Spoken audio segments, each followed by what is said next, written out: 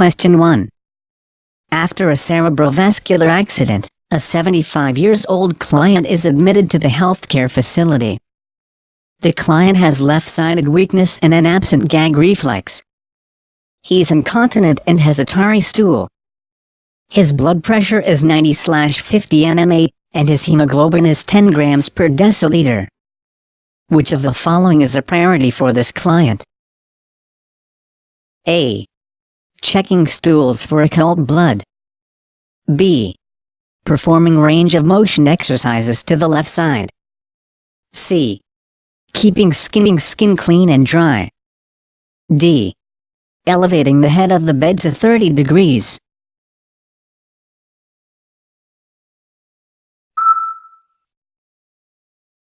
Answer: D, because the client's gag reflex is absent. Elevating the head of the bed to 30 degrees helps minimize the client's risk of aspiration. Checking the stools, performing ROM exercises, and keeping the skin clean and dry are important, but preventing aspiration through positioning is the priority. Question 2. The nurse is caring for a client with a colostomy. The client tells the nurse that he makes small pinholes in the drainage bag to help relieve gas. The nurse should teach him that this action A. Destroys the odor-proof seal. B. Won't affect the colostomy system. C. Is appropriate for relieving the gas in a colostomy system. D. Destroys the moisture barrier seal.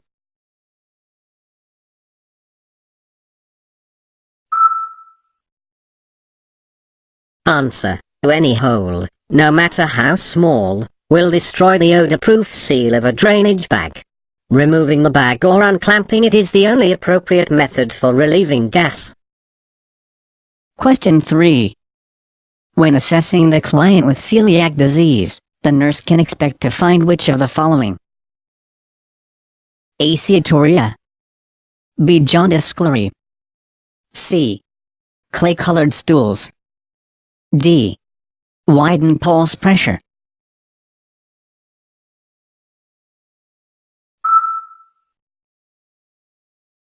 Answer: because celiac disease destroys the absorbing surface of the intestine, fat isn't absorbed but is passed in the stool.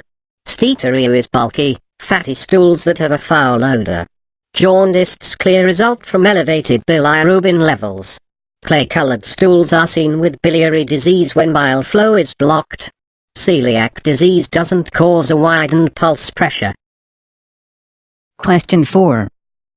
A client is hospitalized with a diagnosis of chronic glomerulonephritis. The client mentions that she likes salty foods. The nurse should warn her to avoid foods containing sodium because A.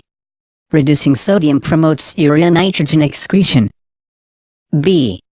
Reducing sodium improves her glomerular filtration rate. C. Reducing sodium increases potassium absorption. D. Reducing sodium decreases edema.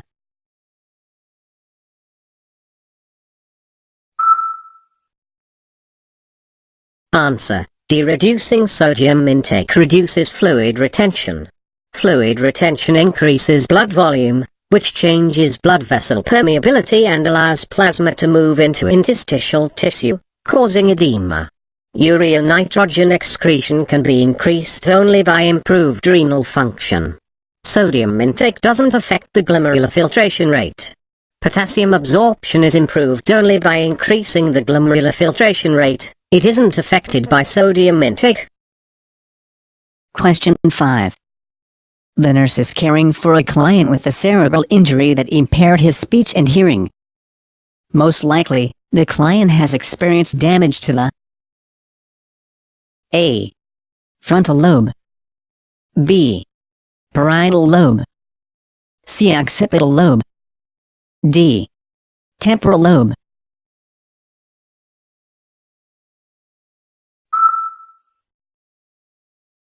Answer: D. The portion of the cerebrum that controls speech and hearing is the temporal lobe. Injury to the frontal lobe causes personality changes, difficulty speaking, and disturbance in memory, reasoning, and concentration. Injury to the parietal lobe causes sensory alterations and problems with spatial relationships. Damage to the occipital lobe causes vision disturbances. Question 6. The nurse is assessing a post-craniotomy client and finds the urine output from a catheter is 1500 milliliters for the first hour and the same for the second hour. The nurse should suspect A. Cushing's syndrome, B. Diabetes mellitus, C. Adrenal crisis, D. Diabetes insipidus.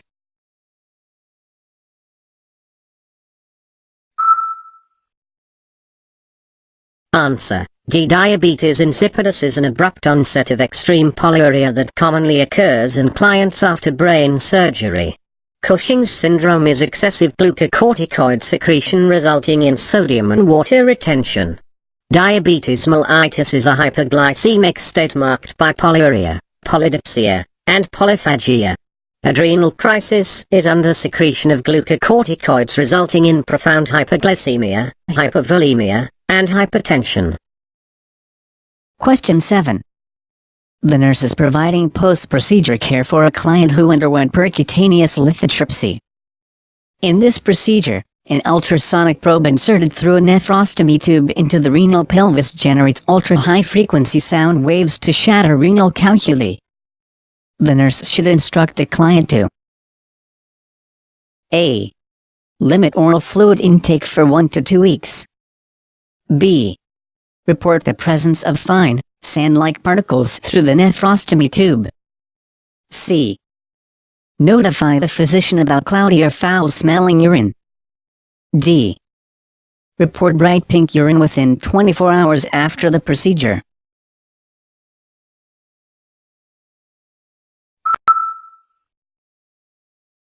Answer: C. The client should report the presence of foul-smelling or cloudy urine. Unless contraindicated, the client should be instructed to drink large quantities of fluid each day to flush the kidneys. Sand-like debris is normal because of residual stone products. Hematuria is common after lithotripsy. Question 8. A client with a serum glucose level of 618 milligrams per deciliter is admitted to the facility. He's awake and oriented, has hot dry skin, and has the following vital signs: temperature of 100.6 F 38.1 C, heart rate of 116th minute, and blood pressure of 108/70 millimeters Hg. Based on these assessment findings, which nursing diagnosis takes the highest priority? A. Deficient fluid volume related to osmotic diuresis. B. Decreased cardiac output related to elevated heart rate. C. Imbalanced nutrition, less than body requirements related to insulin deficiency. D. Ineffective thermoregulation related to dehydration.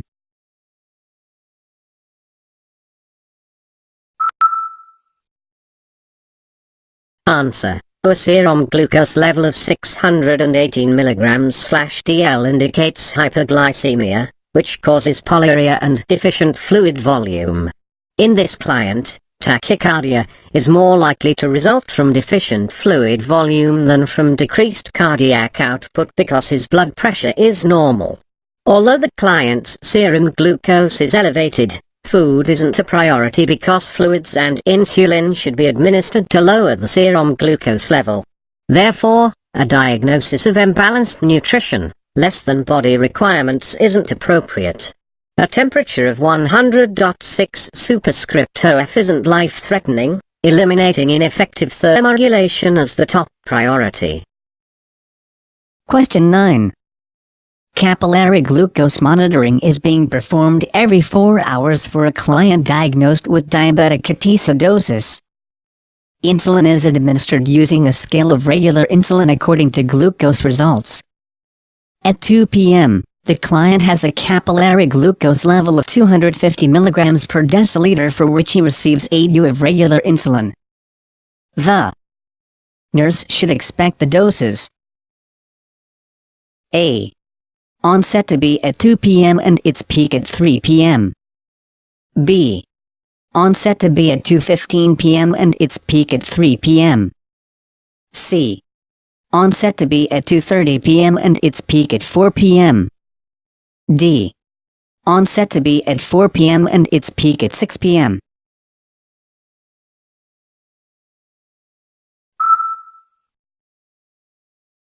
Answer: C. Regular insulin, which is a short-acting insulin, has an onset of 15 to 30 minutes and a peak of 2 to 4 hours. Because the nurse gave the insulin at 2 p.m., the expected onset would be from 2:15 to 2:30 p.m. and the peak from 4 p.m. to 6 p.m. Question 10. A client with a head injury is being monitored for increased intracranial pressure ICP. His blood pressure is 90/60 mmHg and the ICP is 18 mm Hg. Therefore his cerebral perfusion pressure CPP is A. 52 mm Hg. B. 88 mm Hg. C. 48 mm Hg. D. 68 mm Hg.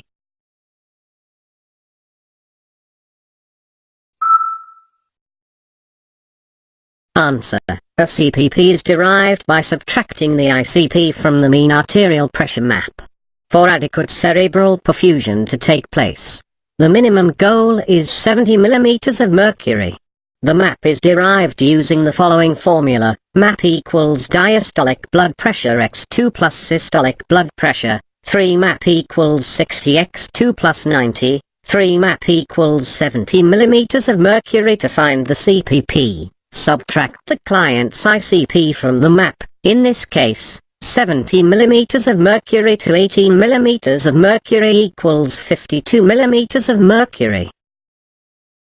Question 11. A 52-years-old female tells the nurse that she has found a painless lump in her right breast during her monthly self-examination. Which assessment finding would strongly suggest that this client's lump is cancerous? A. Eversion of the right nipple and a mass. B. Non-mobile mass with irregular edges. C. Mobile mass that is oft and easily delineated. D. Non-palpable right axillary lymph nodes.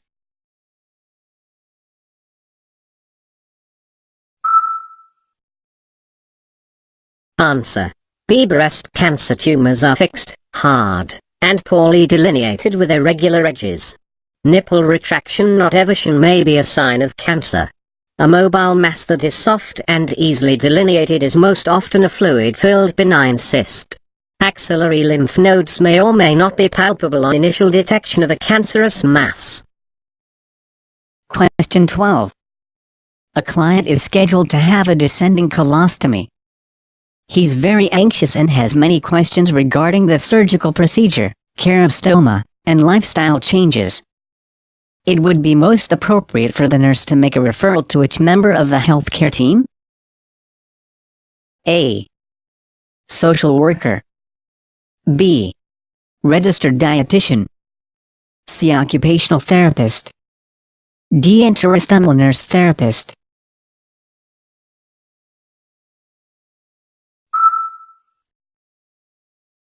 Answer: D. An enterostomal nurse therapist is a registered nurse who has received advanced education in an accredited program to care for clients with stomas. The enterostomal nurse therapist can assist with selection of an appropriate stoma site, teach about stoma care, and provide emotional support. Question 13. Otorrhea and rhinorrhea are most commonly seen with which type of skull fracture? A. Basilar. B. Temporal. C. Occipital. D. Parietal.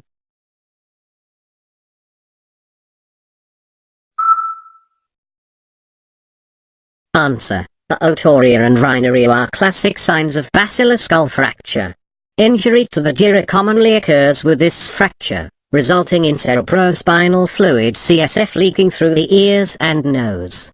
Any fluid suspected of being CSF should be checked for glucose or have a halo test done. Question 14.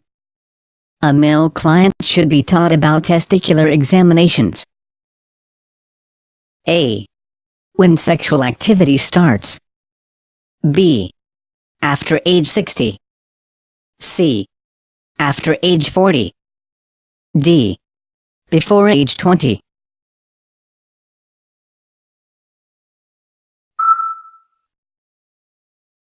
Answer. D. Testicular cancer commonly occurs in men between ages 20 and 30.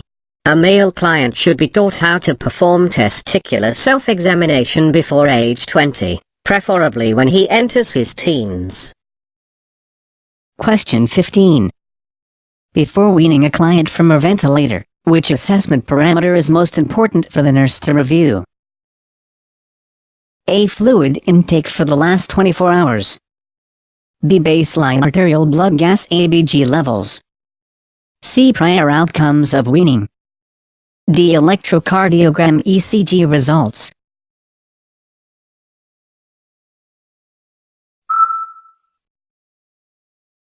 Answer. B. Before weaning a client from mechanical ventilation, it's most important to have a baseline ABG levels. During the weaning process, ABG levels will be checked to assess how the client is tolerating the procedure. Other assessment parameters are less critical. Measuring fluid volume intake and output is always important when a client is being mechanically ventilated. Prior attempts at weaning and ECG results are documented on the client's record, and the nurse can refer to them before the weaning process begins. Question 16.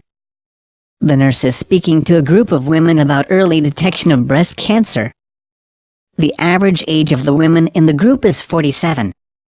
Following the American Cancer Society ACS guidelines, the nurse should recommend that the women A. Perform breast self-examination annually. B. Have a mammogram annually. C. Have a hormonal receptor assay annually. D. Have a physician conduct a clinical evaluation every 2 years.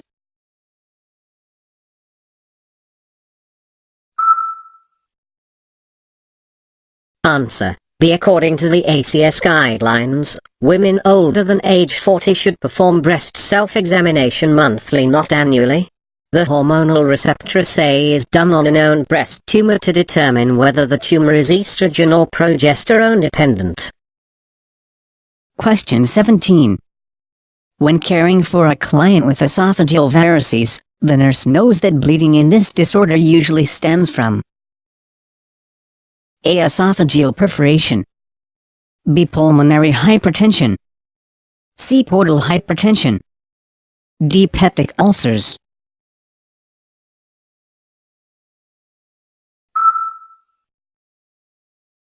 Answer. C. Increased pressure within the portal veins causes them to bulge, leading to rupture and bleeding into the lower esophagus. Bleeding associated with esophageal varices doesn't stem from esophageal perforation, pulmonary hypertension, or peptic ulcers. Question 18. A 49-year-old client was admitted for surgical repair of a Coles fracture. An external fixator was placed during surgery. The surgeon explains that this method of repair A. has very low complication rate. B. maintains reduction and overall hand function. C. is less bothersome than a cast. D. is best for older people.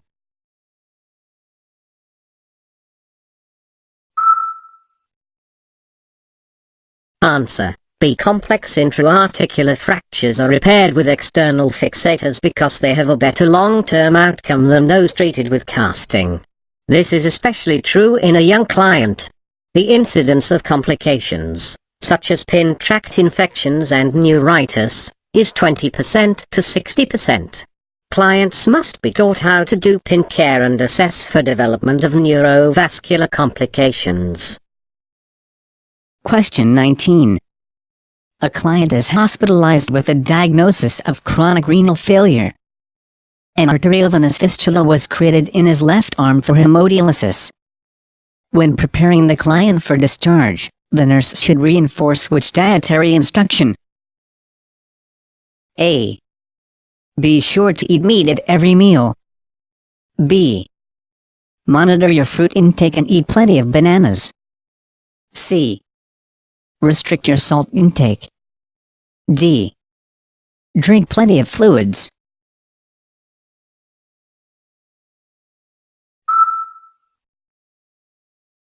Answer. C. In a client with chronic renal failure, unrestricted intake of sodium, protein, potassium, and fluids may lead to a dangerous accumulation of electrolytes and protein metabolic products, such as amino acids and ammonia.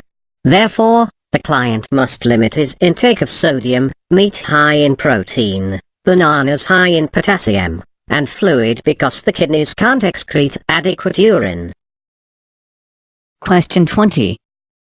The nurse is caring for a client who has just had a modified radical mastectomy with immediate reconstruction. She's in her 30s and has 2 children. Although she's worried about her future, she seems to be adjusting well to her diagnosis. What should the nurse do to support her coping? A.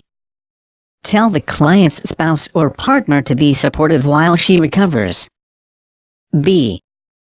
Encourage the client to proceed with the next phase of treatment. C. Recommend that the client remain cheerful for the sake of her children. D. Refer the client to the American Cancer Society's Reach for Recovery program or another support program.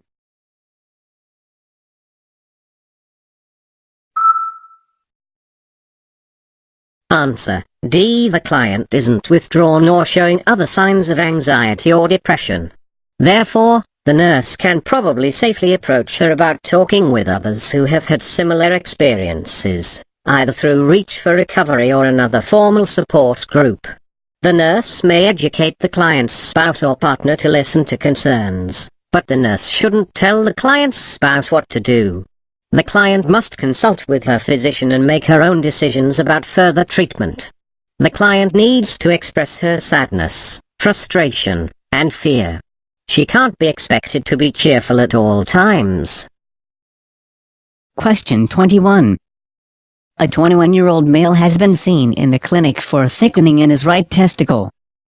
The physician ordered a human chorionic gonadotropin HCG level.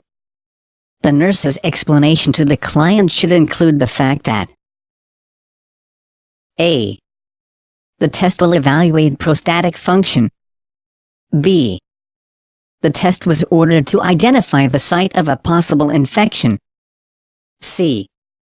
The test was ordered because clients who have testicular cancer has elevated levels of HCG. D. The test was ordered to evaluate the testosterone level.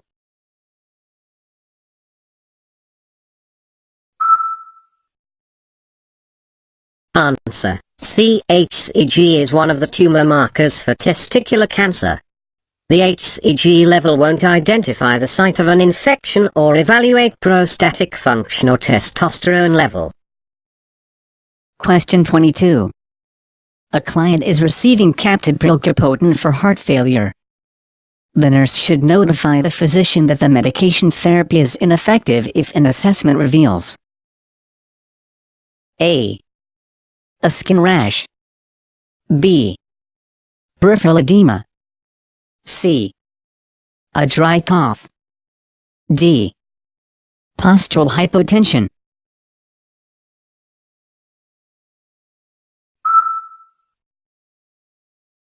Answer. B. Peripheral edema is a sign of fluid volume overload and worsening heart failure.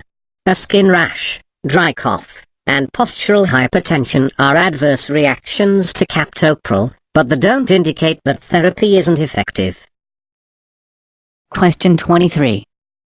Which assessment finding indicates dehydration? A. Tenting of chest skin when pinched. B. Rapid filling of hand veins. C. A pulse that isn't easily obliterated. D. Neck vein distension.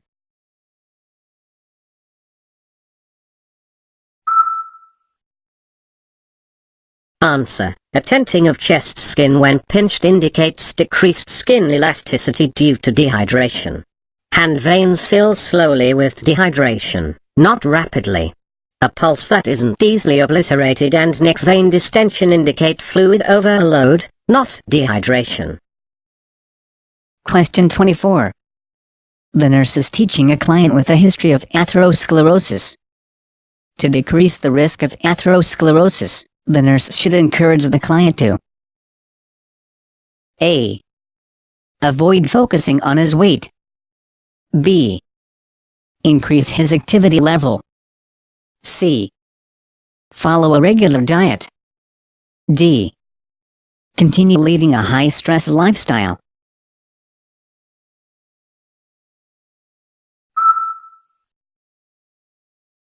Answer. B. The client should be encouraged to increase his activity level.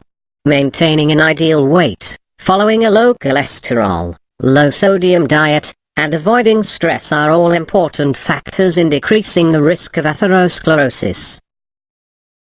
Question 25. For a client newly diagnosed with radiation-induced thrombocytopenia, the nurse should include which intervention in the plan of care? A. Administer aspirin if the temperature exceeds 38.8 C. B. Inspect the skin for petechia once every shift. C. Provide for frequent periods of rest. D. Place the client in strict isolation.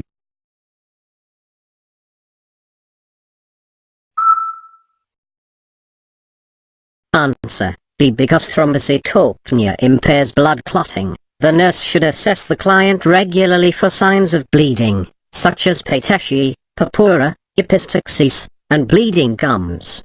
The nurse should avoid administering aspirin because it can increase the risk of bleeding. Frequent rest periods are indicated for clients with anemia, not thrombocytopenia. Strict isolation is indicated only for clients who have highly contagious or virulent infections that are spread by air or physical contact.